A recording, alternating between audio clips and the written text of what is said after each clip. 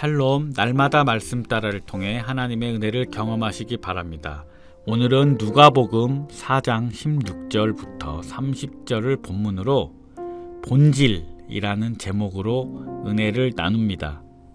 시장에 가면 채소 가게도 있고 생선 가게도 있고 과일 가게도 있습니다. 우리가 무엇인가를 구입할 때는 가게 주인의 행색을 보고 사지 않습니다. 가게 주인이 어떤 옷을 입는지 외모가 어떻든지 상관없이 오직 물건을 보고 구입합니다. 채소나 생선의 신선도와 과일의 크기와 맛을 보고 구입을 결정합니다.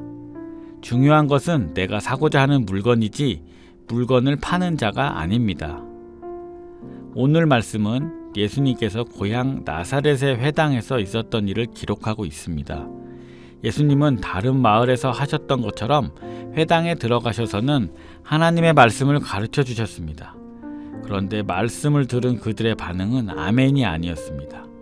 22절에 보면 이 사람이 요셉의 아들이 아니냐 였습니다. 22절에서 하나님의 말씀은 은혜로웠고 놀라웠다고 하였습니다. 그들이 예수님이 전해주신 말씀을 믿음으로 받았다고 한다면 그들은 생수의 강이 흘러넘치는 은혜를 경험하였을 것이고 고넬료의 가정처럼 구원도 받았을 것입니다. 그러나 나사렛 동네의 사람들은 예수님을 요셉의 아들로만 생각해서 하나님의 말씀을 인간적으로 받아들여 배척하는 어리석음을 범하고 말았습니다. 오늘날에도 나사렛 동네의 사람들 같이 어리석게 말씀을 받는 이들이 있습니다. 중요한 것은 설교자가 전하는 하나님의 말씀입니다. 하나님의 말씀은 진리이고 능력입니다. 그런데 하나님의 말씀보다는 전하는 자에게 더 집중합니다. 언제나 하나님의 말씀이 본질이고 전하는 자는 도구일 뿐입니다. 설교자가 내 가족이거나 나보다 어리거나 후배라고 할지라도 설교자 입에서 선포되는 말씀을 우리는 하나님의 말씀으로 받아야 합니다.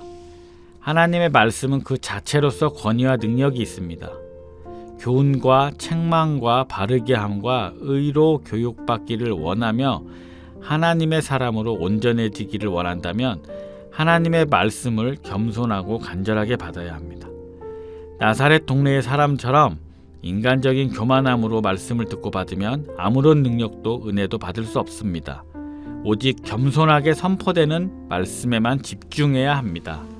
다 함께 한마음으로 기도합니다. 하나님의 말씀을 받을 때 겸손하게 말씀에만 집중해서 받는 신앙인이 되게 하소서.